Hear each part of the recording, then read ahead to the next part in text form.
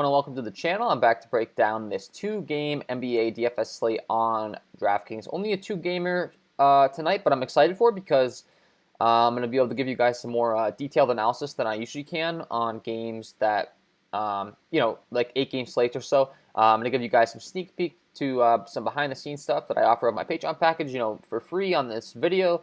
Some look at my sheets and all that stuff, so I'm excited to do that for you guys. Before we get into it, I want to give a quick shout out to my man Steve over here, Patreon of mine. Last night he left a comment and said, hey man, thanks for the FanDuel picks yesterday. I adjusted them a tiny bit, went with Fox, Beverly, Clarkson, Heel, Holiday, Leonard, Sabonis, Williamson, and Holmes. Entered them in 2 20-team tournaments, top 3 won, and I won them both. Really appreciate the help and attention. If you need someone to write some sort of review or recommendation, I'm your guy. Thank you, Steve. I appreciate you. And I'm glad you were able to win some money. That's what I'm here for. I want to help you guys win some money. So, Steve, Patreon member of mine, if you're interested in my Patreon package, I do offer an NBA DFS Patreon package over here where you can get access to my premium NBA projections, NBA data sheet, player stats, team stats, play contact set, core plays, injury impact insights, and NBA Discord chat access. So go ahead and check that out if interested. If not, no worries, because I'm going to be here giving you free content on the channel every day, if possible. If you do enjoy the content, all I ask from you is that you hit the like button on this video, subscribe to this channel, and hit the notification bell so you don't miss any future content that I upload. That'd be greatly appreciated. It's going to help me grow the channel. And as mentioned, you can get that package for some more detailed analysis from me. But if not interested, no worries. I'll be here for the free content. Just hit that subscribe button. Shout out to Steve. Good job, man. Keep it going. Quickly becoming a fan favorite of mine. I'm glad I'm helping you win some money. So this 2-game slate on this one. So the first game, Oklahoma City at Denver. Nikola Jokic at the top at 11K. Probably the most obvious play on the slate. It's only a 2-game slate. You could make the argument of fading him just because of ownership, but I'm going to go ahead and tell you not to fade him. As mentioned, I want to make sure I'm giving you guys some more detailed analysis here. Looking at my player stat sheet over here on my Patreon package, you can see I have Nikola Jokic highlighted, and I actually have this whole entire sheet sorted by assist percentage. So this is the amount of assists that a player is getting while he's on the floor, what he's responsible for in his team's total assists while he's on the floor. And you can see Nikola Jokic is getting 47.15% of his team's assists when he's on the floor. So essentially, when Nikola Jokic is on the floor, 50% of his team's buckets are being accounted for off an assist by him. So yeah, that's some really good assist numbers for a big man. He has a 9.29 offensive rebound percentage, and if I go ahead and sort this sheet, that's pretty respectable as well. 23 is the best in the league, and that's more so some backups here. You got guys that are off the bench and stuff. Not really a lot of starters. You got Andre Drummond, who's one of the best rebounders in the league, but at a 9% clip for rebounding, that's pretty respectable as well from Nikola Jokic. And then, just his usage rate overall, one of the top usage rates in the league for centers. And I really like his upside in this one. So just wanted to point that out. I mean, this guy's assist rate is ridiculous. He's going to get you rebounds. He's going to get you points. He's going to get you all the above. And he does have a really solid triple-double upside on DraftKings where you get the bonus for that triple-double. So you got to like Nikola Jokic. He's obviously, kind of an obvious play on this 2-game slate. But I would say he's the number one guy to prioritize getting in your lineups for sure. And then, as far as the Vegas line is concerned in this game does come in right now with a 221 over-under with a 9.5-point spread in favor of the Denver Nuggets. So the Denver Nuggets are pretty heavy favorites in this one, expected to kind of run away with it. And then when you mention, how Oklahoma City has fared against centers, they're the 26th best team against centers. So very good matchup overall. Giving you guys a little bit of a sneak peek at my projections. 33 minutes, 49 DraftKings points or so right now on a base projection. And one thing I do use in my projections is multiplier. So you hear guys in the DFS industry talking all the time about, 6x or 7x someone's salary. So I actually have that, plugged into my projections. And as we go along the slate here, I'll be giving you guys, some insight as to some of the guys I really like to multiply. As mentioned, I really want to give you some more free content. I just can't do this on like an 8-game slate. So on this 2-game, we're going to really lock in here and give you some good plays. Nikola Jokic, absolutely a priority. Um, on the spend up end, I would be getting him in my lineups for sure. If someone else wants to fade him, I mean, if he goes out there and gets hurt, I'm not gonna cheer for someone to get hurt. But if he goes out there and gets hurt and you don't have him on a slate where he's probably going to be like 70% owned, you're looking pretty good. But other than that, it's kind of tough to fade the guy. I'd be wanting to get him in my lineups. Shai Gilgeous-Alexander at 8.7, a guy that's getting a ton of usage on his team, and they're definitely going to need his services to stay in this one. There's going to be no Al Horford. That's just going to give him more usage. So, 221 over under 9.5 spread, and they're going to really need his services to keep the game close. So you got to like him. You got him projected for 35 minutes. This guy's been playing a ton of minutes. Anywhere from 35 to 40 minutes or so. So expect him to be out there on the court a lot. And one thing about this Denver team is they're actually not too good in transition. Looking at my defense transition sheet and looking at, if I sort this by points per possession ranked, go over to Denver. Denver's actually, one of the top 1, 2, 3, 4, 5, 6, 7. They're the 7th best team to target in terms of points per possession given up in transition. So if Shai Gilgeous can push the ball and get out in transition here, you'd be looking good. And then when I pull up my points per position rank in offense transition, as far as how teams fare there, and we go to Oklahoma City, we can see they're not exactly ranked the best. So they're only 27. They're 27th in the league in transition points. So they're not really a team that pushes the ball a lot. You can actually go over here and check out. Let's see, frequency. So if we go over here to all transition play frequency rank, and we just this is how you would determine who's getting out the most, and I have it actually sorted by worst right now. You can see Oklahoma City's the 3rd worst, so they're not really pushing the ball a lot. So just something to bring to your attention there. Unfortunately, you're not really going to be able to capitalize on that transition weakness in Denver, but Denver is also, if I go to my defense half court and putbacks sheet, not exactly the best in that category either. They're down here, not looking too high as well. So you can definitely target the Denver defense. I'm not too worried about it, and I definitely think that Shai Gilgeous-Alexander is a good spend-up option as well. That's the bottom line there. So I do like him.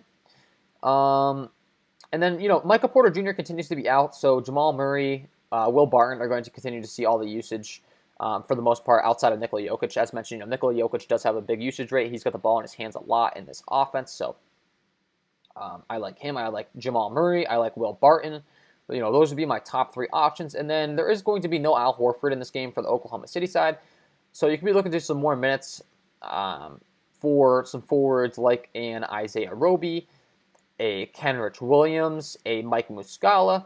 I'm going to continue to like Mike Muscala, especially only on a 2-game slate here. The guy played 27 minutes last time out, put up 21 DraftKings points, and I've been continuing to say this guy's a good 3-point shooter traditionally. He's just been really struggling, and he even struggled in last game out, and he still put up 21 DraftKings points. He's gone 1 for 4, 1 for 3, 1 for 6, and 2 for 7 from behind the arc. If you can just hit a few of those threes, you're going to be looking real good on DraftKings on a site where you get that half-point bonus for 3-pointers. And a big man, I definitely like him. Kenrich Williams at 3.6 saw a bunch of run as well last time out, 27 minutes. I believe that game went into overtime, so, just buyer beware of that. There won't be quite as many minutes to go around, but these guys are good, interesting value plays on only a 2-game slate. Kenrich Williams, Isaiah Roby, and Mike Muscala. With no Al Horford, I'd expect all these guys to get a decent amount of run, and they're all priced down low in the 3 to 4K range. So you could also be looking at a Pokusevski as well, but I have less interest in him. He's just been getting less run. They're choosing to go to these other options that I've been bringing up. So, and then lastly, I would mention that this game did come in with a big spread. So one thing you could do on only a 2-game slate is play the blowout approach. If you just say, this game's going to turn into a blowout, and play the guys that would play in the blowout. So you would maybe still play a Jokic because he's going to be the one that caused the blowout. You could fade Jokic, but you would be playing some cheaper guys from Denver like a Monte Morris, like a PJ Dozier, I mean, like a bowl maybe. Those would be my three favorite options as far as if I was playing the blowout route. And then on the Oklahoma City side, it would be, Kenrich Williams is still going to be in the game, even if it's a blowout. Mike Muscala, the cheaper guys in the salary range. So overall, on the Denver side, you're looking to Jokic, Jamal Murray, Will Barton, the main beneficiaries. You could go to a Paul Millsap at 4.5 if you wanted. A Gary Harris. Gary Harris isn't exactly the best fantasy point per minute producer, so I'd be looking more so to Paul Millsap personally. And then you can play Monte Morris and a PJ Dozier if you think it's going to be a blowout. And then lastly, on the Oklahoma City side, if it's going to be a blowout, Theo Maledon makes some sense as well at this 3.5 price tag. He could definitely put up a big game at that price tag if it does indeed turn into a blowout. So that's all on that one. Moving on to the second game of the slate, New Orleans at Utah. This game comes in right now with a 219 over-under with a 6-point spread in favor of the Utah Jazz. So not exactly the highest total, but it's only 2 points off of the other game. It's only a 2-game slate, so not like we're all too worried about it. Pulling up my offense half court and puts back sheet here and looking at the two squads in this one. Utah is ninth in the league as far as half court offense is concerned. They're second in the league for offensive rebound rank, so they're getting a lot of offensive rebounds. That's going to lead to a lot of putbacks. And then if you look on the defensive side and their opponent that they're taking on and how they fare as far as rebounds given up and such, New Orleans is 21st in the league, so they're giving up a lot of points in the half court.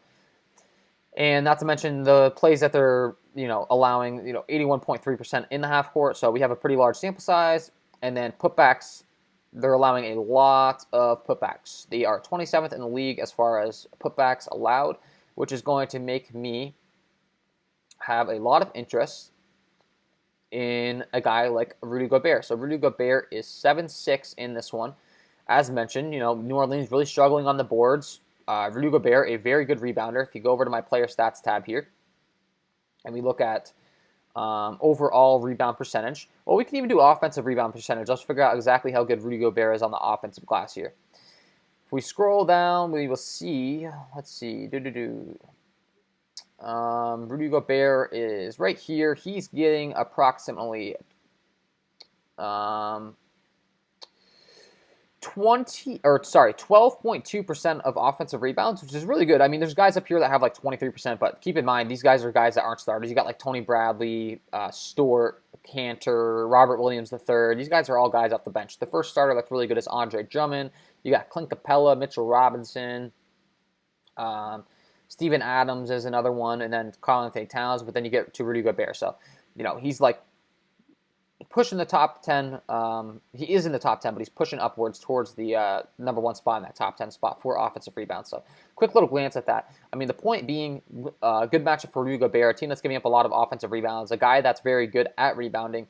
I expect him to, go out there and put up a lot of rebounds, and that's how he gets his fantasy points. So I definitely like him at a 7.6 price tag in this one. As far as the Utah side's concerned and their defense, they're not exactly the best matchup. They are the third best team in terms of half court and putbacks rank. And then transition, it doesn't get all too better because they're also the third best team. So, not exactly the best matchup on the New Orleans side. So, but with that being said, we're looking at the Vegas line and the total and the spread and all that stuff. You got to factor that in, and it is only a 6-point spread compared to a 9.5-point spread in the other games. So, New Orleans expected to keep it relatively close. It all starts with Zion Williamson. He's going to be the one down low battling with Rudy Gobert for those rebounds. I like him at the 7.9 price tag. You could play a Brandon Ingram at 9.1. I think that Brandon Ingram is priced way too high in this matchup for, the matchup. We've gone over. It's a tough matchup. This guy's 9.1. He's got to get you there. I'd rather be going to some other options that are more appropriately priced, like a Jamal Murray, like a Will Barton, like a Shai Gilgeous-Alexander that we talked about earlier, like a Donovan Mitchell. I'd rather go to Donovan Mitchell than Brandon Ingram. But with that being said, I honestly don't have too much interest in Donovan Mitchell. in this one at 8-2, only strictly because of his price tag. I mean, sure, he could go out there and get you 50 DraftKings points or so, but I think that he has a teammate in Mike Conley, who's priced down here at 6-8, and another teammate in Jordan Clarkson, who have similar upside, and they're priced a lot cheaper. So I'd rather go to these guys. Mike Conley putting up 41, 32, 40, and 32 DraftKings points this last, 4 times out. He's priced at 6-8 compared to Donovan Mitchell at 8-2. So you're getting more than a $1,000 discount. And if you look at Donovan Mitchell's production, you're seeing around the same stuff: 37, 38, 43, 36. I'd just rather get the discount, and same rule applies for Jordan Clarkson. I'd rather play him as well. 35, 31, 41 DraftKings points the last 3 times out, getting a lot of usage off the bench. I like those guys. I like Rudy Gobert over Donovan Mitchell. I like Zion Williamson over Brandon Ingram. I like Lonzo Ball if he comes back in this one at 6'3". Another guy, he's questionable. He was able to take part in Monday's practice and said he plans to play Tuesday, but no official announcement. If he's back, we'll have to keep an eye on if he's limited. I kind of think he would come back and he'd be good to go. He was coming off a knee injury, but maybe they limit him first game back. That would give more appeal to a guy like an Eric Bledsoe, to a Nickeil Alexander-Walker. But I think Alexander-Walker's kind of topped out at his price tag now for his role with Lonzo coming back. I'd rather go to an Eric Bledsoe. He'll have more of a solidified role. And at 6K, he can actually get you there. So I like Eric Bledsoe. And then on the cheap end, honestly, not really anything I'm all too interested in this one. You could be playing Jackson Hayes and a Nikola Melli. Those would be the 2 guys I'm looking to. Jackson Hayes got 16 minutes last time out, put up 18 DraftKings points. He could get you there on only a 2-game slate. Same rule applies for Nikola Melli. Good 3-point shooter. Saw 21 minutes last time he saw the floor. 10.5 DraftKings points, but that was on the 15th against the Lakers. So he didn't get any run last time out.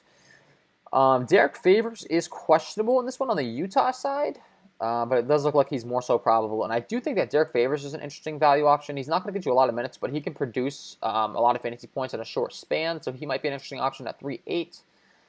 And Joe Ingles is questionable as well. If he's back, could be an interesting play as well. A very good 3-point shooter at 5K. If he gets hot from behind the arc, he could definitely put up a big game for you in this one. And yeah, that's pretty much my overall breakdown. I mean, you could play a Josh Hart at 4.9, a JJ Redick at 4K. Both these guys make sense, but I think both of the roles are kind of somewhat limited with Lonzo Ball coming back if he does. If Lonzo's out, these guys become more, prominent plays. I'd like them more. So, and then Steven Adams at 6'1". They're going to need his defense against Rudy Gobert. So he is a viable play. It's just Rudy Gobert isn't exactly the best matchup that you have to battle with. Very good defender, very tall. It's kind of a tough matchup for Steven Adams, but he is cheap at 6'1". So you could play him. I just think I'd rather lean towards like a Mike Muscala for value or a Nikola Jokic at the top. So that's where I'm at there. And yeah, I mean, not much more to say. That is my overall breakdown for this 2-game slate. Before I let you guys go, as always, I got to give you my lock of the night. Only a 2-game slate, but got to give you my lock of the night. Let's get into it.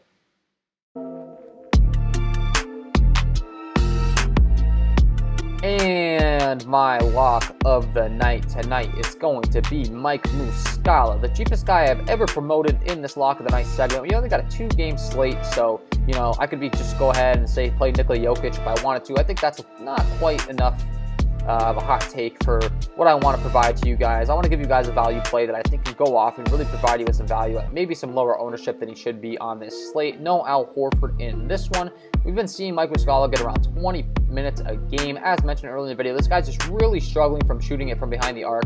A guy that's traditionally a really good 3-point shooter. Last 4 times out, he's gone 1 for 4, 1 for 3, 1 for 6, and 2 for 7 from behind the arc. I think if we could just get him a little bit hot in this one, he could be looking good. And then as we went over earlier in the video, the Denver defense, not exactly the best. So I'm not all too worried about Denver's defense this year. I think they've taken a step back as far as that's concerned. Last time we saw Mike Muscala really have a big game, he went 5 for 7 from behind the arc on the 6th of January against the New Orleans Pelicans, putting up 27.75 DraftKings points. If you can do that again, get you up more towards 30 DraftKings points on only a 2-game slate, you're looking real good. So I like Mike Muscala. I want to give you guys a little bit of a hot take for my lock of the night tonight. I think he can get you there. I think he can win you the big bucks on this 2-game slate. So Mike Muscala is my lock of the night. So there you have it, guys. Mike Muscala, get him in your lineups. If you enjoyed the content, if you could please leave a like on this video, subscribe to the channel, and hit the notification bell so you don't miss any future content that I upload. Then don't forget to check out my Patreon package, link below in the description if you want further content from me, some more detailed analysis, some projections, some rankings, my core plays. You know, as mentioned, my man Steve winning the tournament the other night. Shout out to you, Steve. Using those core plays, I'm going to continue to try to provide value to you over there. So if you're interested in joining the KJK DFS team, check it out. That is all from me. Wish you guys all the best of luck tonight, and go win you some money.